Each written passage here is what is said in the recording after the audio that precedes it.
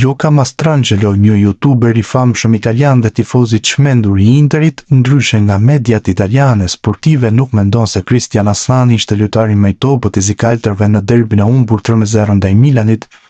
Sipas tij, mesfushori shqiptar luajti njësoj si Barella dhe Mkhitaryan. Nuk meriton notën 4 që i dha Gazeta dello Sport. Mund të themi që meriton 5, njësoj si Barella dhe Mkhitaryan.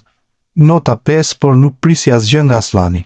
U zhgënjeva që kur e pash në formacion. I kam humbur shpresat, as nuk i natose më me këtë lojtar. Nëse më parë nxehesha sepse e kisha për zemër, tani nuk mërzitem fare. Çfarë të them? Bëri një ndeshje të vakët, nuk spikati fare. Një tjetër ndeshje, as mish as peshk, tha fillimisht Mastrangelo.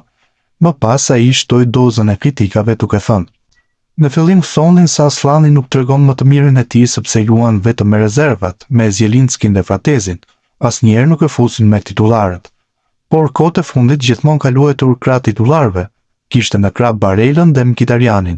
Tani çfarë duhet të themi? Që e kanë fajin Barella dhe Mkhitaryan pasi luajtën keq ata të dy dhe prandaj luajti keq dhe Aslani. Djalë, duhet të ndihmosh veten.